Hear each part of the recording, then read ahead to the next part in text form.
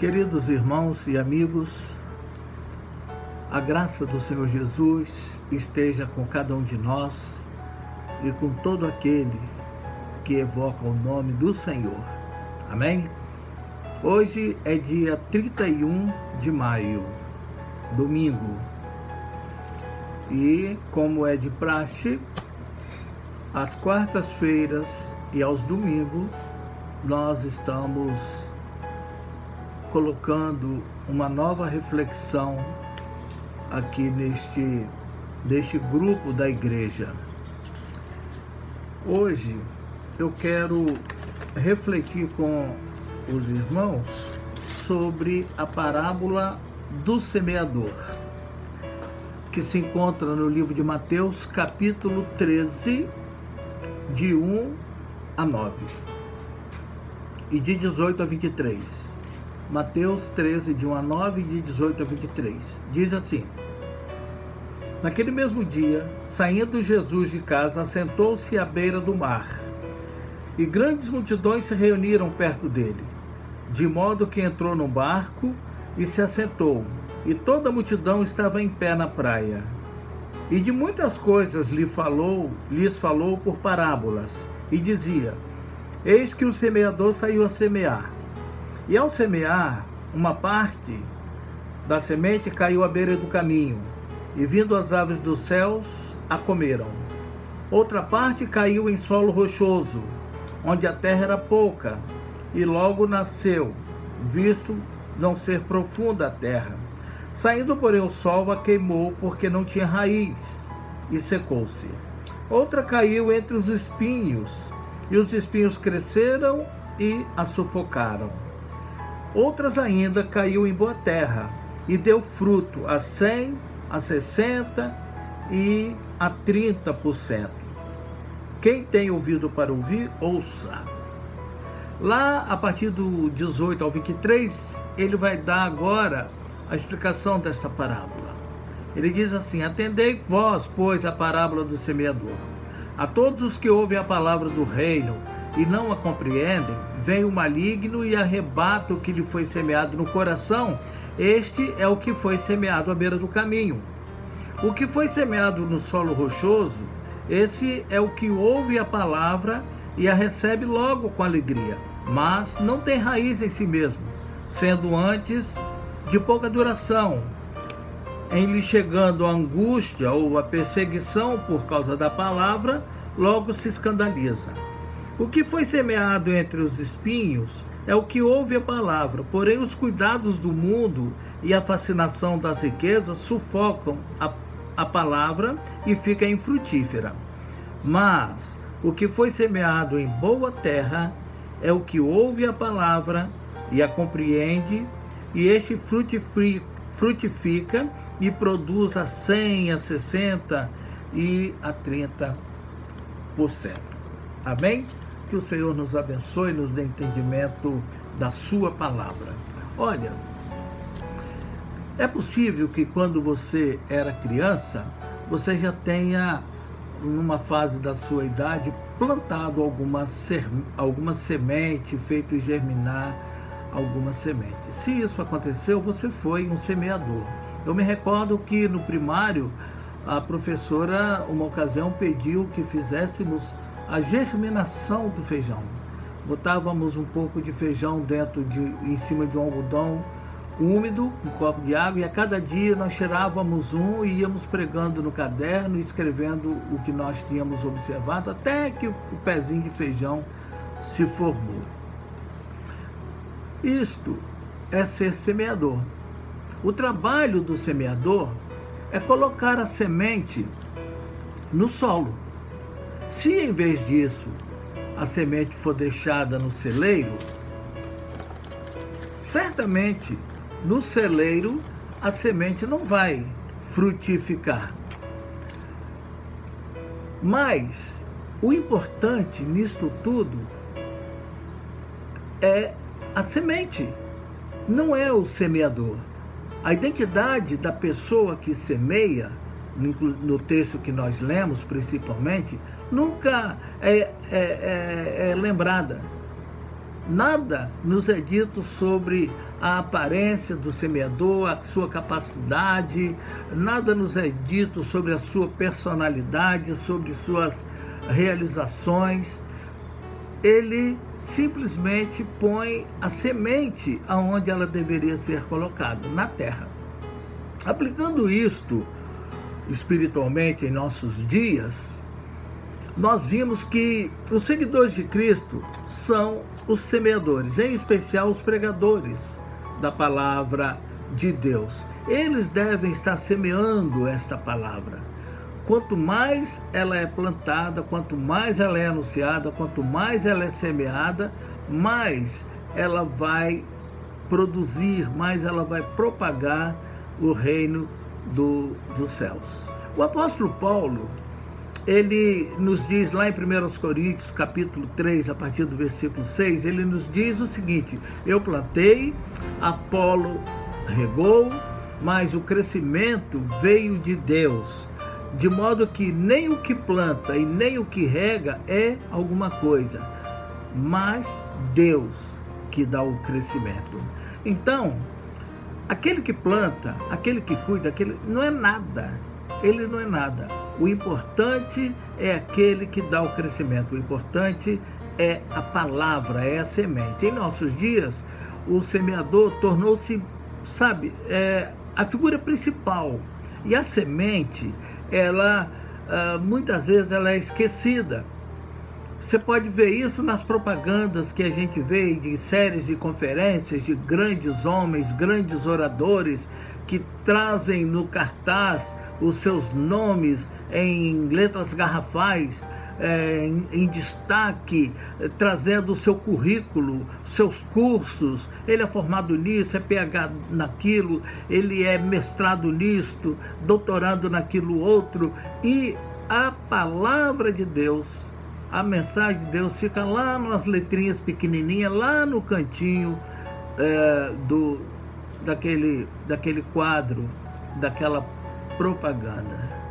Infelizmente, é assim que tem acontecido nos nossos dias. Não devemos exaltar mais os homens do que a mensagem. Não podemos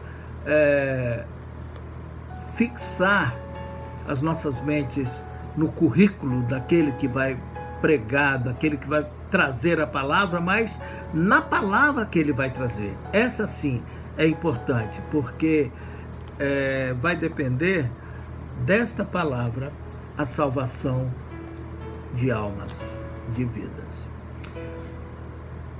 O texto que nós lemos, ele é composto de duas partes. Na primeira, Jesus apresenta a parábola, e na segunda, ele dá a interpretação.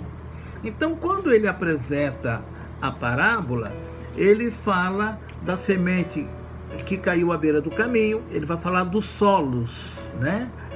Ele vai falar da semente que caiu no terreno pedregoso, ele vai falar da semente que caiu no terreno com espinhos, e ele vai falar da semente que caiu em boa terra.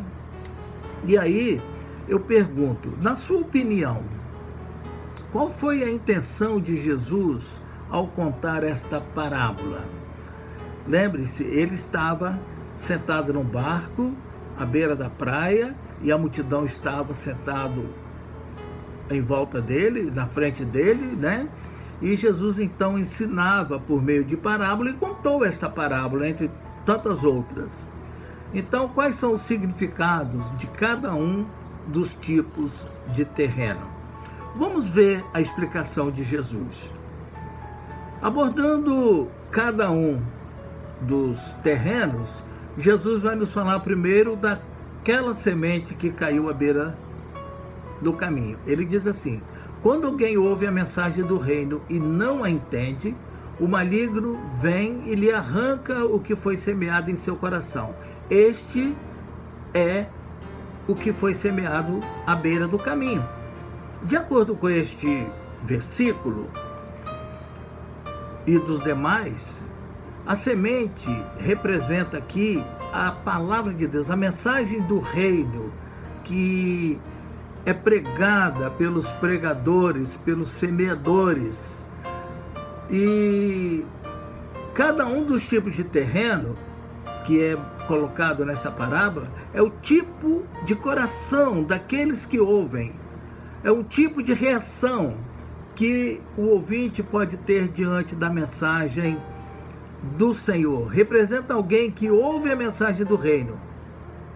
E cada um tem uma atitude com esta mensagem. Então, essa parábola,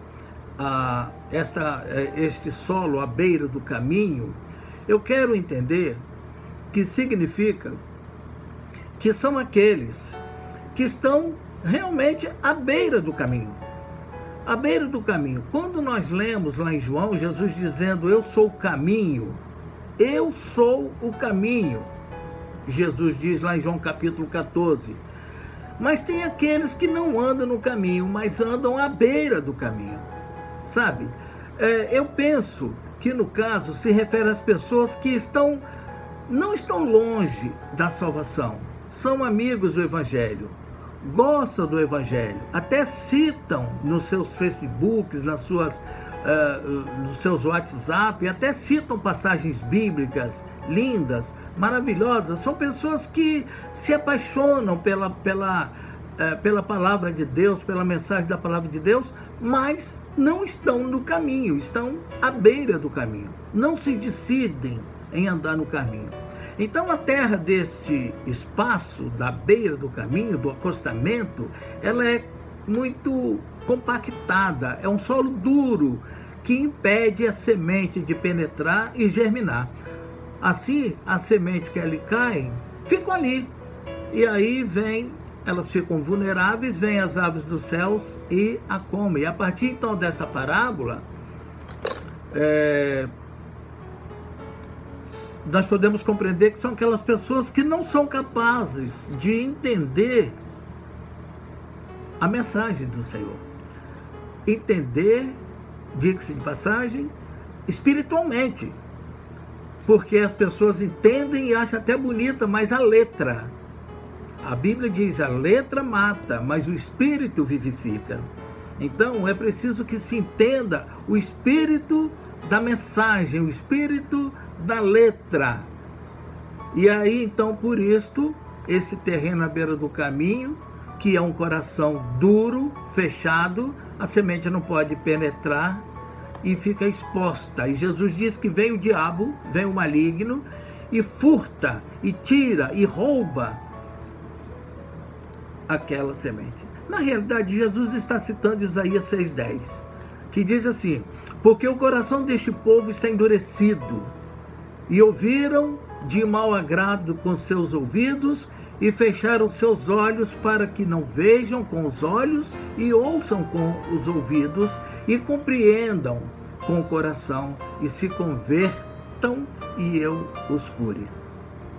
A solução para a pessoa de coração duro na beira do caminho, o que dá sensibilidade ao coração de uma pessoa, capacitando-a para ouvir e ver e perceber a mensagem do reino, a resposta está na palavra de Deus. Sim, há esperança para esse coração.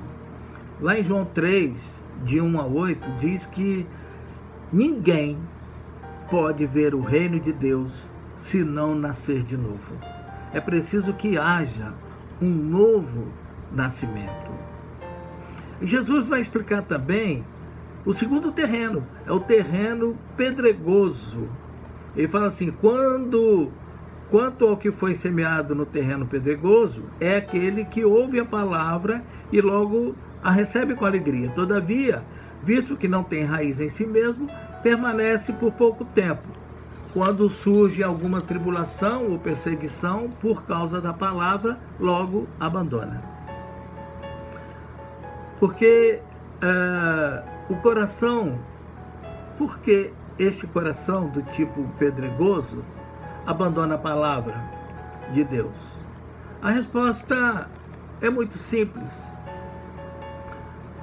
Assim como a semente que cai num tipo de terreno sem terra, num terreno com pouca terra, a palavra até penetra, a semente até penetra neste terreno e começa então a crescer, porque a terra está boa, está fofa, mas imediatamente as raízes começam a se desenvolver e chegam no solo que está todo com pedra, pedregoso, e aí ela para de crescer e ela então morre.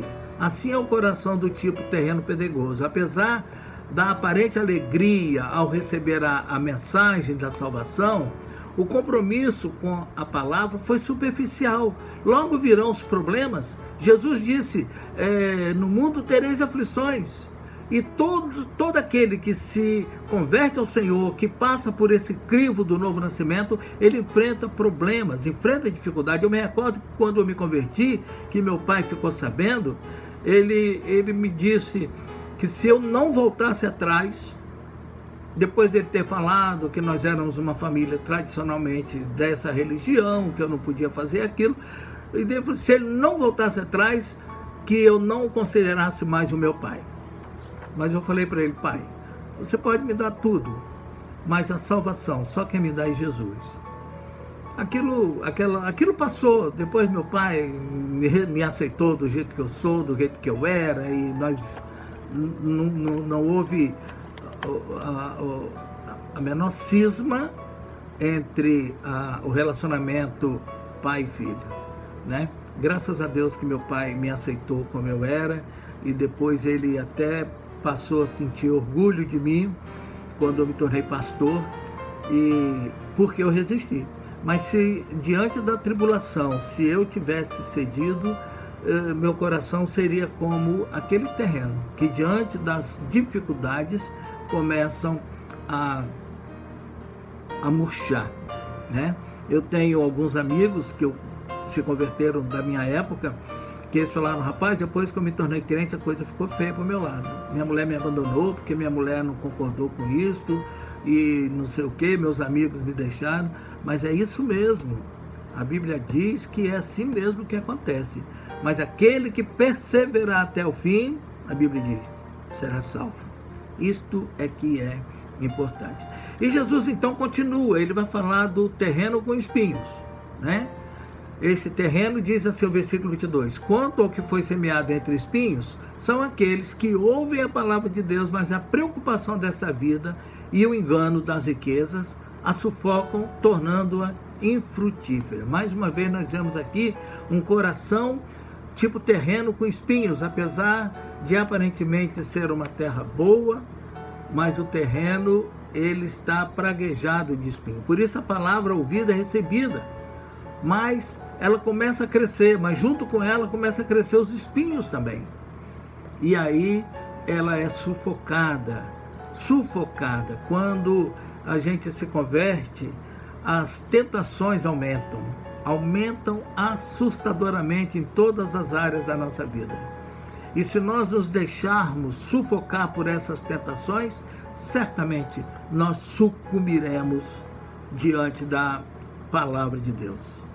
Mas Jesus disse que finalmente a semente caiu em boa terra. E estes são aqueles que ouvem a palavra e entendem. E dá uma colheita de 100, de 60, de 30%. O coração tipo terra boa são aqueles que estão preparados para receber a semente da palavra de Deus. Eles não estão duros, não estão fechados, não são superficiais e não são aparentes. Não estão contaminados nem dominados pelo mundo. Esses corações foram regenerados pela ação do Espírito Santo e estão capacitados para ver e para ouvir e atender a mensagem do reino de Deus, e assim se converter a Jesus, se transformar e sendo transformado por ele. E nós vamos então perceber que as pessoas com esse tipo de coração podem variar na quantidade de frutos produzidos para Deus. Uns dão 100%, outros dão 60%, outros dão 30%. Significa isto que a mudança gerada na vida da pessoa pode ser mais abundante na vida de um, pode ser menos abundante na vida de outros. Porque a Bíblia diz que Deus capacitou uns para pastores, outros para apóstolos, outros para mestres, outros para ensinadores da palavra, outros para discípulos, outros, né? O Espírito Santo é quem capacita o homem com seus dons, né? Enquanto uns têm como ofício principal pregar a palavra de Deus, a missão dele é essa, foi chamado para pregar. O outro não foi chamado para pregar, ele foi chamado para o reino de Deus. Mas, vez ou outra, ele está sempre pregando o Evangelho. Eu tenho visto aqui em Santarém, aqui o grupo dos jovens aqui da Associação Batista do Baixo Xingu, do Baixo Amazonas. Cada semana tem um pregador, um jovem pregador, e eu me deleito com as pregações dos meninos e das meninas, né? Mas eles não foram chamados para ser pregador. É possível até que Deus os chame, quem sabe, mas mesmo não sendo chamado para ser pregador, a responsabilidade de anunciar a palavra de Deus, de lançar a semente, é de todo crente. Jesus chamou seus discípulos e falou: ide por todo mundo e pregai o meu evangelho a toda criatura. Ele não separou só os apóstolos, não separou os diáconos, não separou um grupinho para pregar, não. Ele deu isso como obrigação, como função, como ministério de todo aquele que se converte ao Senhor. A maior pregação que você pode fazer na sua vida é contar para as pessoas o que Deus fez com você, a transformação que Deus fez na sua vida. De forma que essa boa terra, ela sempre vai produzir, talvez diferentemente uma da outra, né? E agora eu quero te perguntar, qual tipo de solo é o seu coração? Qual é o tipo de solo? Qual foi e tem sido a sua reação diante da mensagem de Deus? Seu coração tem estado duro, fechado para a palavra de Deus? Qual tem sido a sua reação diante das adversidades causadas pelo compromisso com a palavra de Deus? Eu tenho visto vídeos e lido também reportagens no Oriente Médio e nos países, principalmente os países muçulmanos, que têm fuzilado os crentes, pastores com suas famílias, são mortos, fuzilados, mandando que eles neguem Jesus como Salvador e que confesse que Alá é Deus e que Maomé é seu único profeta. E esses homens e mulheres de Deus preferem morrer do que abrir mão da fé na pessoa do Senhor Jesus. Qual tem sido a sua reação diante das adversidades da vida? Se hoje alguém botar uma arma no seu peito e falar: nega que Jesus é seu Salvador, e você vive. Se você continuar dizendo que Ele é seu Salvador, você vai morrer. O que você faz?